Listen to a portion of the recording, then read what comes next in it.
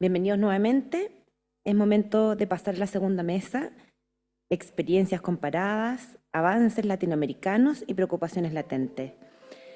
Participarán en esta mesa Kiara Sáez, Gustavo Gómez y Patricia Peña.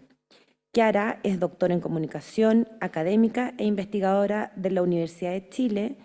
Gustavo Gómez es director ejecutivo del Observatorio Latinoamericano de Regulación, Medios y Convergencia, Observacom.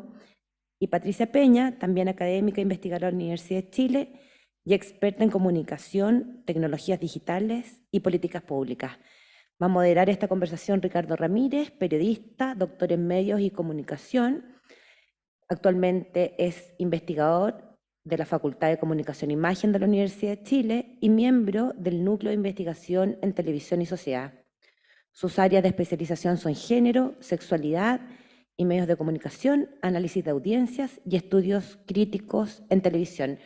Muchas gracias y adelante. Hola, muy buenas tardes a todas y todos. Muchas gracias por estar acá. Les damos la bienvenida a este segundo panel, Experiencias comparadas, avances latinoamericanos y preocupaciones latentes. Vamos a tener dos presentaciones. La primera de ellas va a estar protagonizada por Gustavo Gómez, quien es investigador y consultor uruguayo, especialista internacional en libertad de expresión, así como en regulación de medios, telecomunicaciones e Internet. Es director ejecutivo de Observacom, fue director nacional de telecomunicaciones y asesor de la Presidencia de Uruguay en regulación y políticas públicas de medios audiovisuales y telecomunicaciones. Tenemos 15 minutos para esta primera presentación y luego al finalizar la mesa vamos a tener espacio para una ronda de preguntas.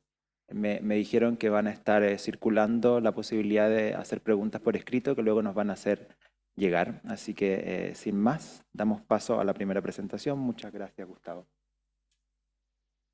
Gracias Ricardo. Bueno, muchísimas gracias a la facultad y al consejo por invitarme a participar de esta actividad. Efectivamente, el tema es muy desafiante y de discusión permanente en la región, en particular en los reguladores audiovisuales de la región, que están ante los mismos dilemas que ustedes en la CNTV. Y ni que hablar también desde la academia, donde tenemos que aportar insumos para ese debate. Muy rápidamente, en materia de experiencias comparadas en la región, no hay nada. O sea, en cómo afrontar desafíos, los desafíos regulatorios de los nuevos servicios parecidos a televisión, hay muy poca cosa. Yo diría que los estados latinoamericanos han estado más preocupados por cobrarle plata que por regular los contenidos o las formas de acceso o la diversidad o el pluralismo o la protección de las audiencias. El énfasis más fuerte que ha habido en los países de Latinoamérica ha sido cómo cobrarles algo de impuestos, cómo cobrarles algo de rentas, no con un destino específico de un fondo audiovisual, ni mucho menos, sino cómo tener recursos de estas plataformas que dan servicios audiovisuales y de cualquier otra plataforma digital. En eso sí hay avances. En los nuestros, en los temas nuestros, no. Por tanto, yo diría que Chile no solo no está lejos de eso, sino que hasta se encuentra con una oportunidad. Sí, lejos estamos de Europa, ¿no? Por lo que escuchamos, ustedes saben que ya ha habido una primera aproximación al tema en 2010, luego hubo una nueva actualización en 2018, o sea, estamos hablando de 13 años que Europa ya tiene trabajado estos temas. Nosotros todavía no tenemos una legislación en la región que los aborde integralmente. Las razones para poner este tema en agenda hay de varios tipos, solo marco algunas. Hay una necesidad y una discusión en torno a cómo extender las políticas de promoción y protección de la producción nacional y la diversidad de contenidos en estos nuevos soportes. No todos los países tienen estas políticas, pero donde los hay, de cuotas de pantalla y otros mecanismos, esta discusión está planteada. Está planteada desde la lógica de la protección de derechos. Seguramente en el regulador chileno pasa que empiezan a haber cada vez más reclamos de audiencias, ¿no?, frente a contenidos audiovisuales que no están dentro de la competencia del regulador, y eso genera un estrés para los funcionarios y funcionarias y para el organismo. Y desde el punto de vista más propositivo, sí, efectivamente, necesitamos abordar ese tema, porque no puede ser que un principio como es de la protección de derechos fundamentales de este sector, como el de los niños y niñas y adolescentes, no tenga su correlato a nivel digital. Y además hay un empuje, paradojalmente, del sector empresarial de la televisión tradicional, que siente que existe una asimetría regulatoria, que tienen cargas que estos otros no tienen, que son empresas que vienen a competirles. Y que cada vez más, y ya no son nuevos servicios audiovisuales, cada vez más están consolidados como una oferta que el chileno y la chilena consume y le compite. Así que digo paradojalmente porque en la apertura se hablaba mucho de que este es un tema complicado, que ha generado muchos debates. El de la regulación de medios me refiero. El de la regulación de algunos tipos de medios, sobre todo extranjeros, como los Netflix o los Disney. En principio, si bien no hay una estrategia proactiva, el sector empresarial no está en contra de que se lo regule. De hecho, por debajo, incluso insiste en la necesidad de ponerles algunas obligaciones, así sean desde el punto de vista económico.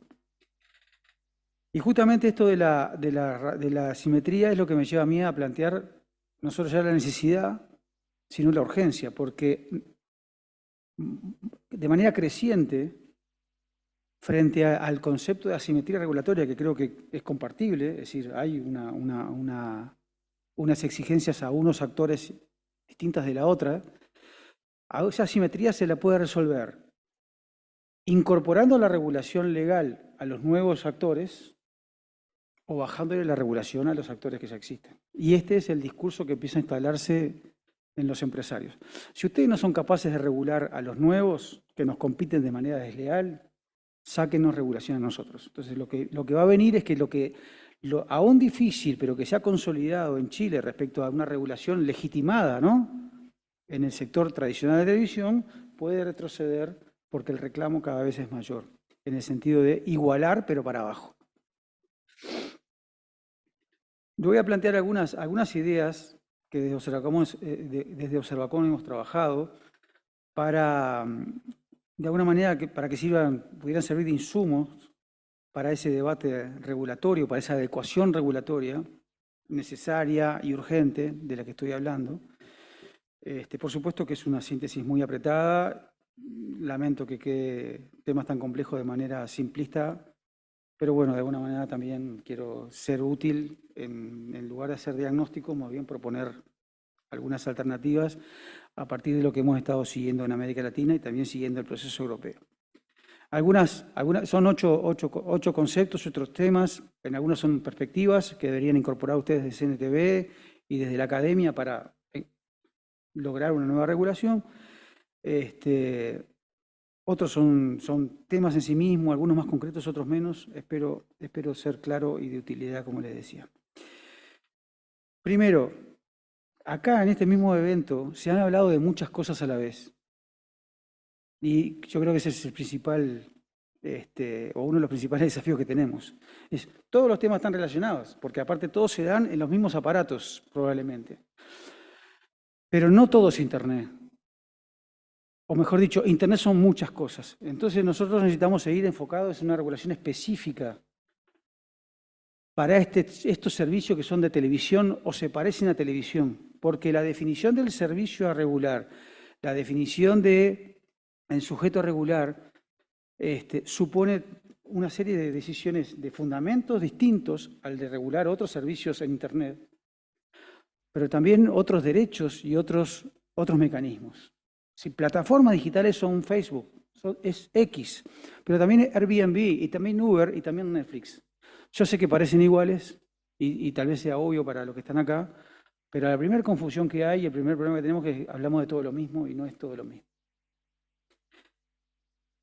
Segundo concepto, hay que seguir trabajando sobre la idea de regulación de servicios y no de tecnologías. También se ha hablado en el panel previo. Si no importa si son pagos o si son gratis, no importa si es por satélite, si es por cable, si es por fibra óptica o por internet. La capacidad de tener una regulación flexible y de futuro, sin que dependa de qué tecnologías van a surgir dentro de 5 o 10 años, es regular por servicio. Los mecanismos van a cambiar en función de los servicios, obviamente.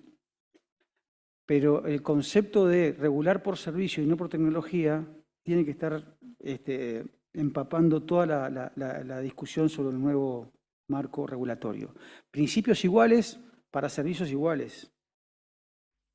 Mecanismos de aplicación distintos, porque efectivamente las formas de consumo, las tecnologías dificultan esa aplicación. El ejemplo más claro es el del horario de protección al menor. Útil como mecanismo de protección de niñez en ciertos servicios, pero no en otros, que son por catálogo. Tercero, dejemos de hablar de televisión. Y yo sé que este es un problema, incluso por el nuevo texto constitucional que se va a poner a discusión, si que queda como está, porque ya en el mundo se habla de servicios de comunicación audiovisual. Ya no se puede seguir hablando de regulación de televisión. La televisión sigue siendo un mecanismo muy importante, de muy alto consumo, pero no siempre ahora se consume en la misma pantalla y con el mismo modelo de negocios. Lo que se está hablando ahora, lo que tenemos que hablar ahora es de servicios de comunicación audiovisual, que va a incluir en terminología europea los servicios lineales, es decir, aquellos que una empresa, un operador, un proveedor nos entrega de manera ordenada, en determinados horarios o de determinada forma que nosotros como consumidores no podemos modificar, y los servicios no lineales, que son una oferta también articulada de contenidos audiovisuales, pero que nosotros podemos ver en cualquier momento. En el primero está la televisión abierta tradicional, incluso la televisión de paga con señales. En el segundo están los nuevos servicios de video on demand como Netflix, que ofrecen catálogos. Cuarto concepto. ¿A quién es regular? ¿Cuáles son los sujetos del alcance de la regulación? Y en este caso, por ejemplo, del alcance de la CNTV.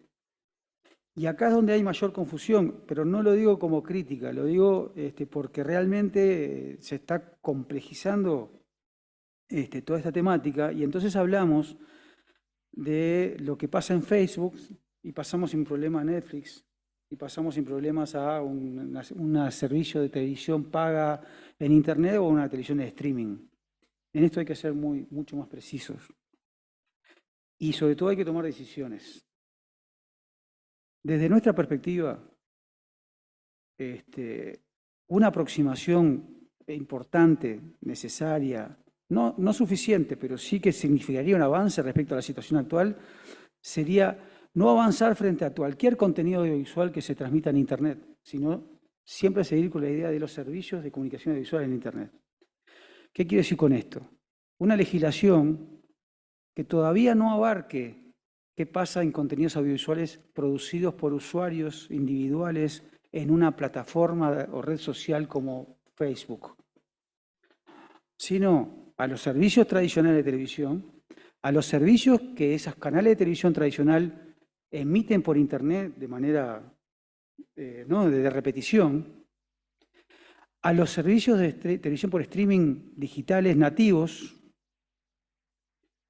a los servicios de televisión paga ofrecidos a través de Internet y los servicios de video on demand en sus distintas modalidades, sea por suscripción, sea por publicidad, sea por pay-per-view. Esa es una primera aproximación y ya con eso tienen muchísimo trabajo por delante. Ese es el avance que hizo Europa hasta el 2010. No sé si recuerdan lo que hablaba Joan Barata. Luego, en el 2018, fueron a otro nivel, alcanzaron a otro servicio, que es el de las plataformas de intercambio de video. De nuevo, servicios y no empresas o tecnologías, porque YouTube se comporta de distintas maneras. YouTube son dos cosas a la vez. El nombre, la empresa, son dos cosas a la vez. Una es lo que conocemos más y lo que ha logrado su éxito, que es ser una plataforma de intercambio de videos de terceros. Otra cosa es un servicio que YouTube tiene, YouTube TV, YouTube Premium, que te ofrece ellos como proveedores. En esta dimensión de YouTube como proveedor de servicios, entra entre todo lo anterior. No es distinto a Netflix, no es distinto a un proveedor de servicios tradicional. Donde es distinto y donde cambian mucho las relaciones es respecto a los contenidos audiovisuales compartidos por terceros.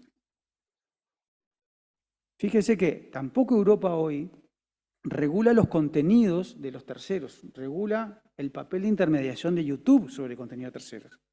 Pero yo no pondría inicialmente, por lo menos lo sugerimos desde Euracom en una primera etapa de aproximación, ni los contenidos audiovisuales que están en una página web de un periódico, ni contenidos audiovisuales producidos por una persona como forma de su comunicación dentro de una red social. Quinta idea o tema, y me voy a meter un poquito más en contenidos. Sí. En la discusión de una nueva regulación debe incorporarse algunos aspectos relacionados a protección y promoción de producción nacional. Nosotros en América Latina estamos acostumbrados a las cuotas de pantalla, así qué porcentaje de producción nacional se debe ver en el conjunto de la programación de un canal. La discusión en términos de convergencia por los modelos de negocio, sobre todo los de video on demand como Netflix, Disney, HBO, van más por el lado de porcentaje de catálogo, en el catálogo de obras nacionales, la visibilidad de las obras nacionales en el catálogo, no en lo que ve en la interfaz del usuario, porque no es lo mismo tener 50% de contenido chileno, pero no lo ve nadie, o de porcentajes de inversión en obras chilenas o coproducciones, o incluso una tasa para aportar al fondo, por ejemplo, de televisión del CNTV. Son distintas modalidades que se están discutiendo en el mundo y en particular en Europa, están todas planteadas. Sexto, niñez y adolescencia. Por favor, ese no es un principio que haya que cambiar, es un principio que no hay que negociar. El problema es que no tenemos capacidad hoy de hacer efectivo la protección de esos derechos en el ámbito digital. No es porque nos falten el derecho, no es crear el derecho. El tema es adecuar la normativa, los mecanismos de fiscalización y también los de obligaciones para que en lugar de horarios tengamos mejores sistemas de calificación, en esto no hay mucha novedad, descriptores que den más información de los contenidos, mejores filtros de verificación de edad para que los niños, niñas y adolescentes no accedan a determinados contenidos, mayores herramientas de control parental, exigencias todas a las plataformas, incluso internacionales, y en algunas de manera de corregulación de acuerdo con el regulador. 7. Y ya estoy redondeando, Ricardo, son 8, les recuerdo. Hay que poner justamente exigencias a los prestadores, en particular a los extranjeros, respecto a transparencia. Nosotros hoy, vos estás en estudios, ¿no? O sea, hoy no tenemos ni capacidad de saber el visionado de los contenidos de Netflix, porque eso no es que sean opacos, es que no te dan esa información. ¿Cómo no vamos a poder tener capacidad de acceder a información relevante para después hacer un estudio, ¿no?, de consumo y de transparencia? Es una básica.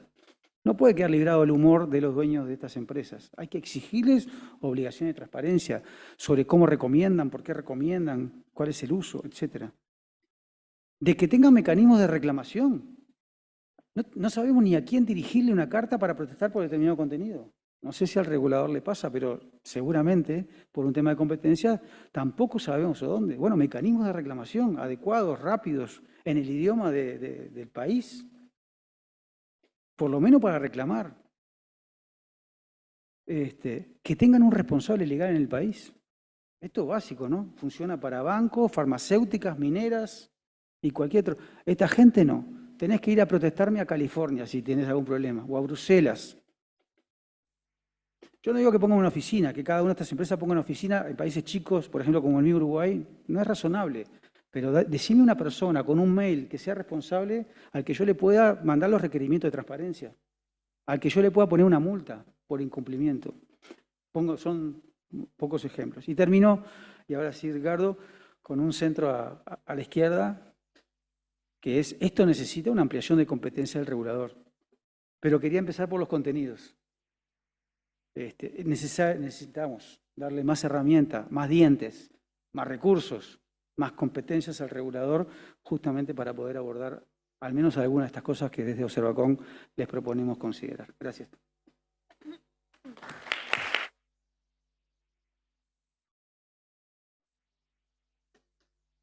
Bueno, muchas gracias, Gustavo, por tu presentación y por esta lista de desafíos que nos deja aquí presentes para seguir la conversación.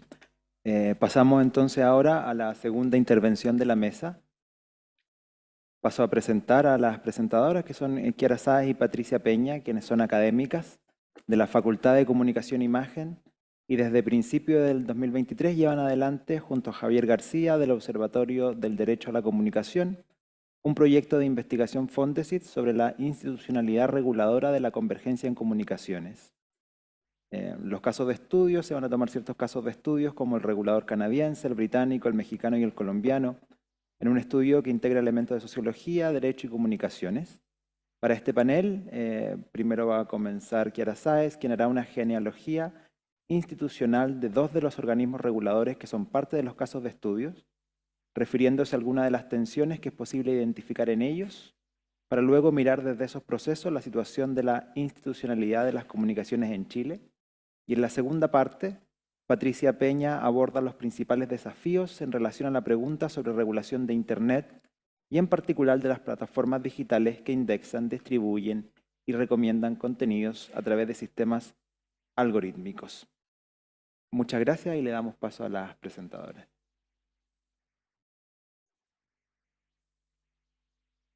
¿Aló? Bueno, buenas tardes ya. Gracias por la invitación. Bueno, como les comentamos, efectivamente nosotros estamos con este proyecto, entonces lo que vamos a mostrar hoy son contarles un poco primero de qué se trata este proyecto y bueno, ahí se ve un poco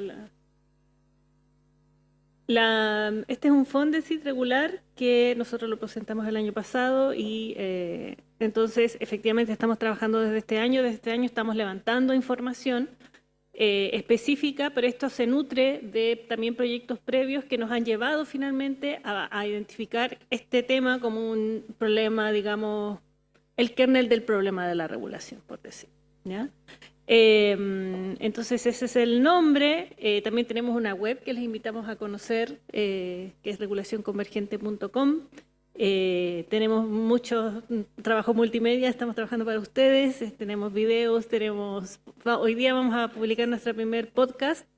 Y ya tenemos bastantes elementos, tenemos un newsletter, ya estoy aprovechando de hacer toda la publicidad de nuestro trabajo.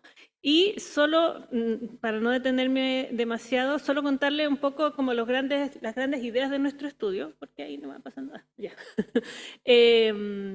Bueno, que nosotros pensamos que cuando hablamos de convergencia e institucionalidad tenemos que pensar que hay tres dimensiones que están en juego cuando hablamos de la convergencia de la institucionalidad reguladora, que son el audiovisual, o sea, la radiodifusión en realidad, incluyendo la radio y la televisión, o el audiovisual, digamos, hoy día, las telecomunicaciones e Internet, ¿sí? Es decir, esa es la convergencia, digamos, que está ocurriendo. Entonces, la pregunta es cómo la institucionalidad aborda eso, de qué manera.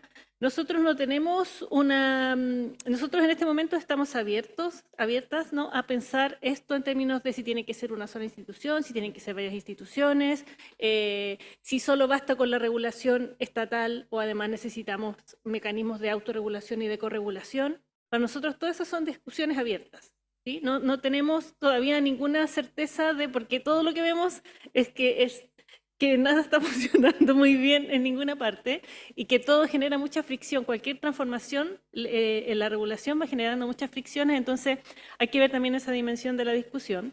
Luego, un elemento que para nosotros es importante en términos de marco teórico es la pregunta por las culturas políticas, ¿sí? Y ahí un poco vincularlo con lo que decía Martín, esto de la discusión regional y también las características que tiene el sistema de medios a nivel continental en nuestro caso, ¿sí? O sea, eso no es posible eludirlo cuando uno se hace la pregunta por la institucionalidad, por las institucionalidades. Las instituciones no ocurren en el vacío, ocurren en unos contextos políticos, sociales, culturales, ¿sí?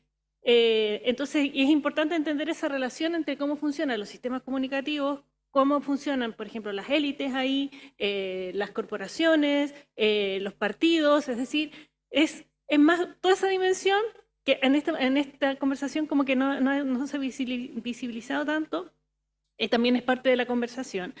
Y luego, tres conceptos claves para nosotros respecto de cómo pensar esta institucionalidad. Nos parece muy importante la dimensión económica. Por lo tanto, toda la discusión sobre la libre competencia, ¿sí? Que lo vinculo también con los temas de concentración, etcétera, y todo lo que hablamos, ¿no? De cómo regular a los agentes dominantes en cada mercado de las comunicaciones. Luego, el tema de los derechos de la comunicación y los derechos comunicativos. Y también otro concepto clave para nosotros es el tema de los recursos escasos, tanto respecto del espectro como también de los recursos del Estado, ¿ya? Entonces eso un poco, digamos, a grandes rasgos, y de lo que yo voy a hablar ahora específicamente es de lo que he denominado las genealogías institucionales, ¿sí? Porque en realidad lo que nos interesa sentar en esta conversación solamente, porque tenemos más cosas que contar, es en el fondo cómo se estructuran los procesos de articulación institucional para la regulación de las comunicaciones en un escenario convergente. Y eso no es sencillo, ¿sí? Porque de hecho nosotros efectivamente estamos pensando hoy día en esta idea de una convergencia triple, pero originalmente cuando se empezó a hacer la discusión sobre convergencia se pensaba en la convergencia entre audiovisual y telecomunicaciones, pero algunos académicos como por ejemplo Guillermo Mastrini y otros también siempre han advertido sobre en qué punto, si tenemos instituciones donde estas dos dimensiones convergen, finalmente la dimensión audiovisual es absorbida por las lógicas de la dimensión de las telecomunicaciones, que tiene un proceso de liberalización mucho más agudo y mucho más intenso desde por lo menos la década de los 90. ¿Sí? Entonces, claro, queremos regular, pero queremos regular en lógica convergente porque las cosas están ocurriendo de manera convergente, pero con tradiciones de sectores que son distintas y donde al final lo que termina dominando es esta lógica más liberal o liberalizadora de la economía y de los mercados, que es la de las telecomunicaciones, ¿sí? Y eso se complejiza más cuando entonces incorporamos Internet a esta ecuación. Y hoy día sobre todo quería hablar de estas tres como ejemplos, ¿no? Quería hablar un poco de, muy sencillamente, de en el fondo cómo se constituye institucionalmente la Ofcom, ¿no? Que es como todos miramos la Ofcom un poco como la BBC, ¿no? Así como, oh, sí, espectacular, ¿no? Un modelo a seguir, paradigmático, etcétera. Pero luego uno ve que la cosa es bastante más compleja, ¿sí? Entonces, por ejemplo, la Ofcom, que es el primer órgano regulador convergente que se instituye a nivel internacional, el año 2003, es decir, hace 20 años atrás, se constituye en base a distintas instituciones previas, ¿sí? Y que además, si ustedes se fijan, se repiten conceptos, ¿no? Radiocomunicación, radio, telecomunicaciones, comisión, oficina, autoridad, ¿sí? Entonces, son instituciones que existían, que estaban, digamos, correspondían a distintas obligaciones o sectores de la regulación y que luego se estructuran ahí. La Ofcom empieza a funcionar, pero luego la Ofcom también se le van agregando posteriormente otros sectores que no estaban originalmente pensados, ¿sí? Entonces, por eso tenemos una Postal Services Commission en el 2011, una autoridad para la televisión por demanda en el 2016, la Digital Economy Act y el 2017, y también a partir de ese año la incorporación de la BBC como parte de los agentes regulados por la Ofcom, ¿sí? Entonces, son procesos largos, lentos, digamos que no es, o sea, como decimos, sí, ampliemos las facultades, pero como que entendamos que no es tan sencillo, ¿sí? No es simplemente cambiar una ley, ¿ya? Entonces, esa es un poco la idea, y porque aquí quería contarles un poco el caso colombiano, que es de los otros casos que estamos estudiando a nivel latinoamericano, que lo son México y Colombia, y este es el que a mí me ha tocado más trabajar. Entonces, aquí tenemos un ejemplo, un mal ejemplo, digamos, ¿ya? Entonces, también un poco para contar cómo pueden salir las cosas, no necesariamente pueden salir bien, ¿ya?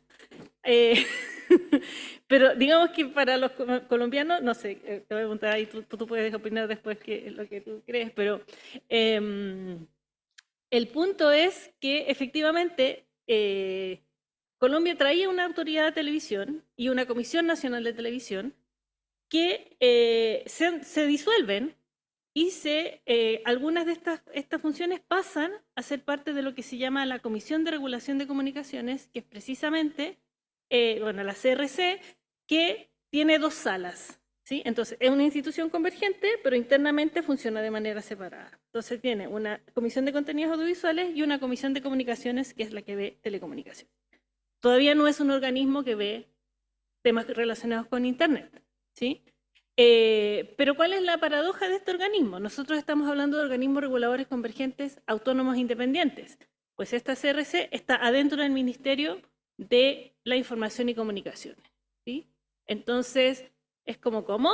¿Ya? Y claro, ¿cuál es el punto ahí? Que entonces la Comisión de Contenidos Audiovisuales no tiene la presencia del ministro, porque es la que ve contenido, por lo tanto, así se asegura la independencia de ese sector, pero no la tiene en el caso de las telecomunicaciones. Es decir, en las telecomunicaciones se reintroduce la presencia del ministerio, que es el encargado de la política pública, en la fiscalización, que es la Comisión de Comunicación, ¿sí? Que es un poco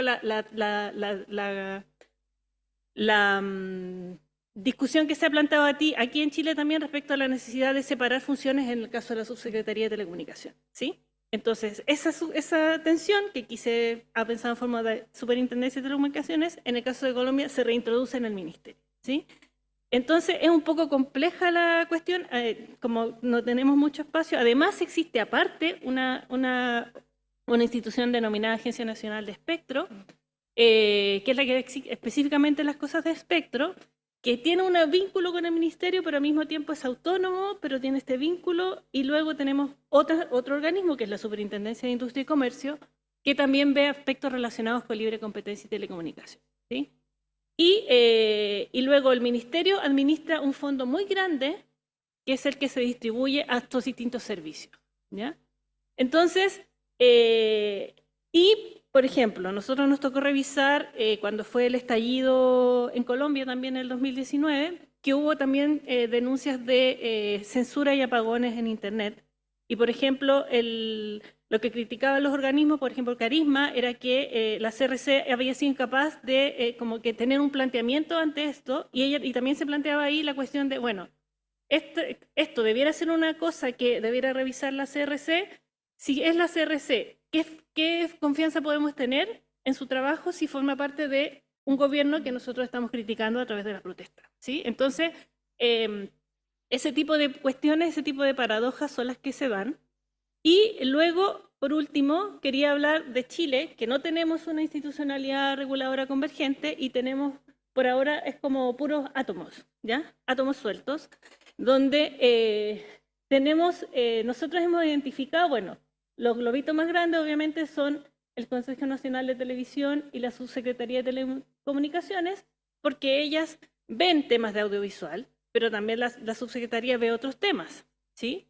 Entonces tienen algunas materias específicas en las cuales convergen, pero luego hay otros ministerios y hay otras agencias autónomas que tienen que ver con los temas de comunicaciones en general o con audiovisual, ¿sí? Como por ejemplo el MINCAP, el Ministerio de las Culturas, la Secretaría General de Gobierno, también ANID, la Corporación de Defensa de Fomento de la Producción, pero luego también tenemos agentes económicos que intervienen, autoridades económicas que intervienen en la discusión sobre los problemas de concentración en el sector de la comunicación, pero sin atender a la especificidad de este sector, ¿sí? Entonces, muchas veces vemos que los estándares que utilizan para evaluar industrias tan complejas como las industrias culturales son los mismos que utilizan para discutir si hay concentración o no en las empresas de embutido, ¿ya? Entonces no hay especificidad, ¿ya? Ahí y nosotros entendemos claramente que las industrias culturales tienen una especificidad porque no solamente son un negocio, sino que también obedecen a otros principios, ¿ya? Y bueno, gracias por adelantar. Entonces, solo para cerrar, contar un poco de esta experiencia que es que el único intento de cambio institucional que se ha llevado a cabo durante los últimos 30 años, en términos de abordar un poco esta complejidad del escenario actual de las comunicaciones, fue el intento de la Superintendencia de Telecomunicaciones en el 2011, que nuevamente no resolvía el problema de la autonomía, no resolvía el problema de la autoridad, porque estaba sometido a la supervigilancia del presidente de la República a través del Ministerio de Transporte y Telecomunicaciones. Tenía también sí ciertos elementos de autonomía. Toda esta cuestión más específica sobre la autonomía de los organismos reguladores la está viendo Javier con Jorge, que es nuestro ayudante. Eso lo vamos a presentar en INCOM. ¿Ya? Estoy haciendo aquí también el paso de esa, de esa conversación.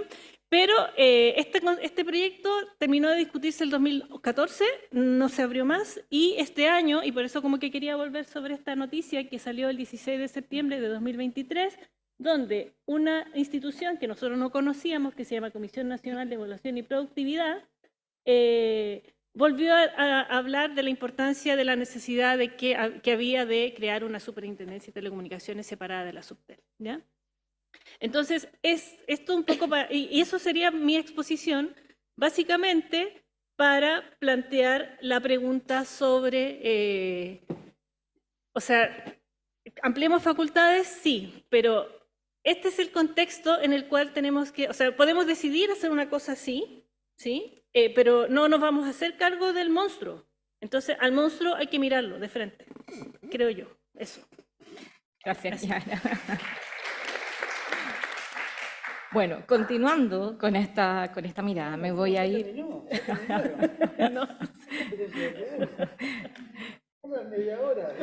No, voy a ser breve, Gustavo, voy a ser breve. Sí. Oye, bueno, me toca un poco dar el contexto también en relación a lo que Kiara mencionaba, que es el aspecto de Internet o lo digital, ¿sí? Que es, digamos, también como el gran monstruo con muchas cabezas. Creo que se está viendo toda ¿podemos poner todo el diagrama de...? Ahí está. Vale, completo. Gracias, ya. Entonces, en este punto, bueno, también el mismo estudio tiene un abordaje también entendiendo que, tal como decía Gustavo, en Internet tenemos que entender que funciona por capas, ¿sí? Por lo tanto, ese es un detalle importante cuando vemos y entendemos cómo se desarrollan las discusiones sobre la regulación, particularmente en Chile en el último tiempo. Un punto importante en materia de contenidos, o con lo que Gustavo nos adelantaba, es el concepto de servicios audiovisuales, es que estamos hablando en la capa de servicios, en la capa de generación de plataformas digitales, ¿cierto? De una pregunta importante también sobre cómo desde ahí podríamos, por ejemplo, garantizar el pluralismo, que ha salido varias veces de nuevo en la discusión. Entonces, si tomamos el concepto original de entender que, por ejemplo, el pluralismo informativo tiene una medida interna y una medida externa, ¿cómo nos hacemos la pregunta de cómo funcionaría esto en la capa de Internet? Y eso tiene que ver un poco con ese cuadro. Entonces, el abordaje está siendo tratar de entender cómo en el pluralismo externo, ¿cierto?, juega el rol que puede tener el Estado o los estados en esa regulación, es decir, toda la pregunta que nos hacemos cuando vemos aparecer proyectos de ley, etcétera. Mencionaba en un comienzo, soy parte de una comisión, por ejemplo, sobre la desinformación. La desinformación misma se convierte en un tema donde el rol del Estado asume la idea de que efectivamente necesita abordarlo, etcétera. Pero hay un aspecto central que es la regulación de mercado, que ya lo hemos mencionado acá, y que tiene que ver con que efectivamente estamos frente a un sector económico que se diferencia de cualquier otro, y como ya lo dijeron todos los expositores anteriores, pareciera que tuviera reglas del juego distintas en relación a las otras formas de funcionar.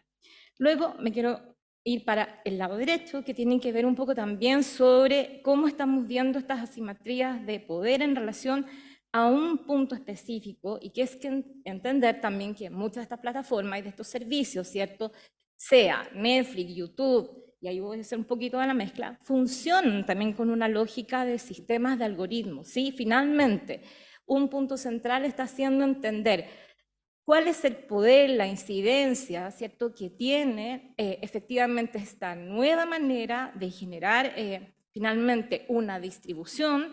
Por ejemplo, hace muy poco participamos en un foro de información y democracia, que lo mira además con las palabras de indexación, curatoría, es decir, vivimos ahí en un servicio a plataformas cuya característica central es que está basada en un sistema de algoritmos. Algoritmos que son una caja negra en general. Cuando hablamos de la transparencia estamos tratando de entrar a esa caja negra. ¿Por qué? Porque hoy día fundamentalmente cumplen dos roles. Son sistemas de recomendación. Esos sistemas de recomendación estaban basados en perfilamiento de personas, ¿sí? De usuarios, de clientes, etcétera. Eso está muy vinculado a esa caja negra que es cómo tomar los datos. Es decir, hoy día Netflix, como decía muy bien, me parece Gustavo, en el sentido de decir, Netflix tiene hoy día una capacidad para tener una medición de su audiencia que no es solamente que no la comparta, es que además no entendemos qué tanta incidencia tienen las formas en que yo voy consumiendo o que voy de alguna manera articulando ese catálogo de consumo.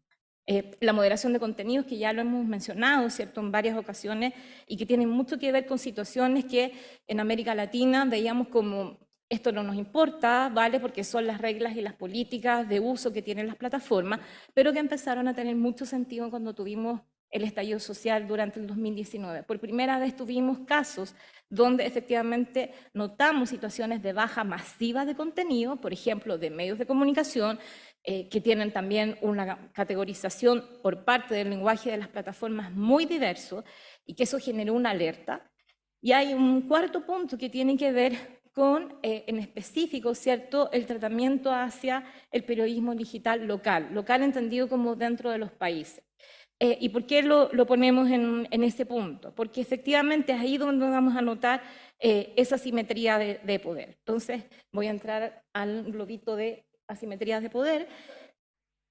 Un primer ejemplo respecto a lo que yo decía, que cómo está ocurriendo y cómo hemos estado mirando esta situación de esa asimetría de poder, tiene mucho que ver con las noticias sobre todo durante finales del año pasado y este año, cuando países como Australia y ahora recientemente Canadá han intentado, ¿cierto?, y definieron regulaciones directas, ellos como Estado, ¿cierto?, en relación a obligar a dos grandes plataformas, que son Meta y Google, al pago de las noticias locales.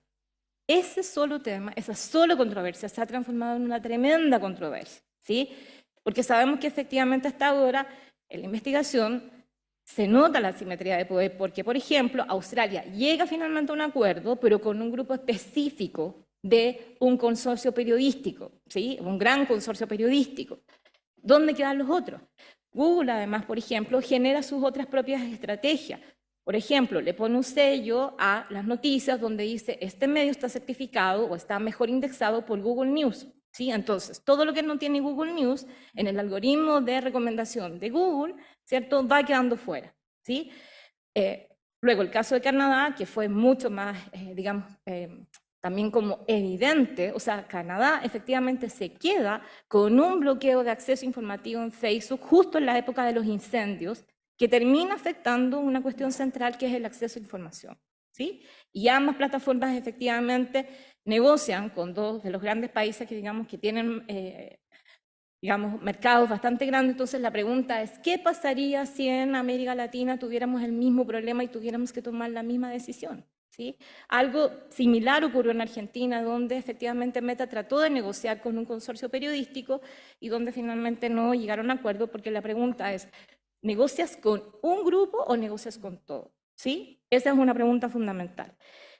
El segundo ejemplo tiene que ver con, con lo que está pasando con lo que ya también mencionaron Martín, la regulación europea, ¿cierto? Que son como dos de los casos como emblemáticos en ese punto. Entonces acá volver a poner el punto de que es demasiado importante en este momento entender cómo están funcionando estas dos directrices, una, la de servicios de comunicación audiovisual, en relación a esta propuesta que hace, esta medida que propone, ¿cierto?, que es tener cuotas de pantalla de producción nacional que deben específicamente integrar las plataformas de streaming.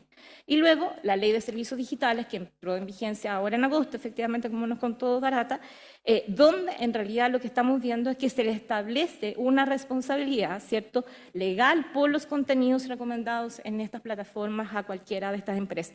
Un detalle importante que hay que entender en el caso europeo, que es la Comisión Europea, que finalmente desarrolla esto, es que logra sentar efectivamente en la mesa de la discusión a las empresas, ¿sí?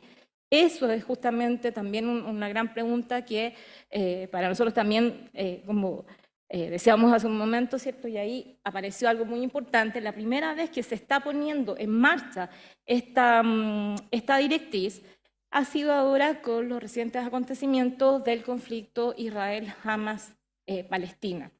Es el mismo Thierry Breton, que es el comisario de la Unión Europea, el que efectivamente hizo público, además a través de sus cuentas de redes sociales, las cartas donde a cada uno de los CEOs les está recordando que tienen una obligación que cumplir en garantizar que en sus plataformas no circule más desinformación y no circulen efectivamente contenidos considerados como dañinos.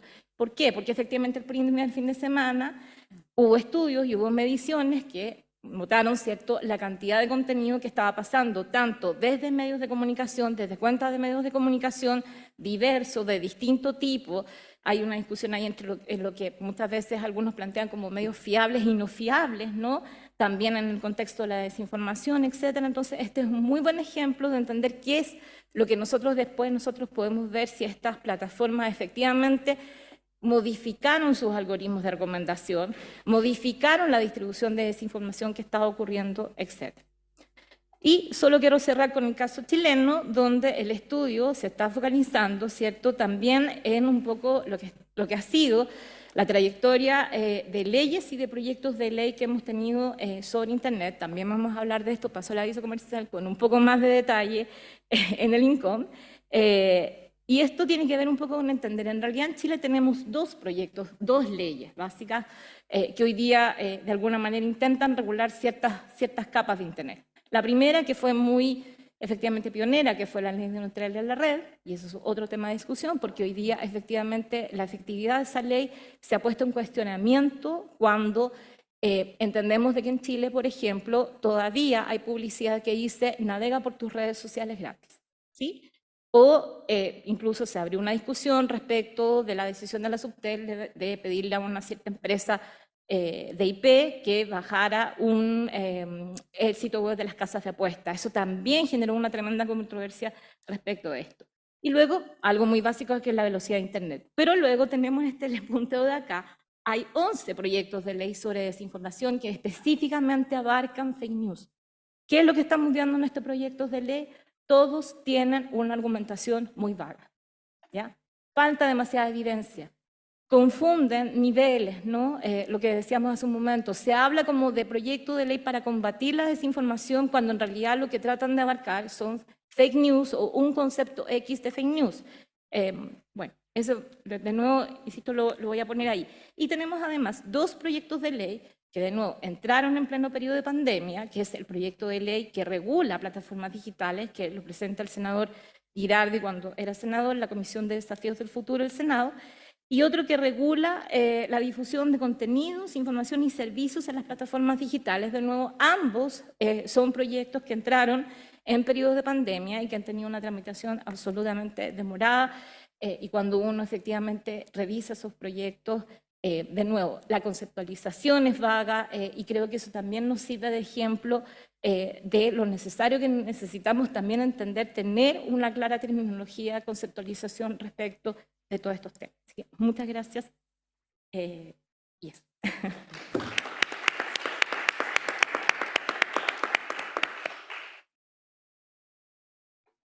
Muchas gracias a presentador y las presentadoras. Tenemos ahora...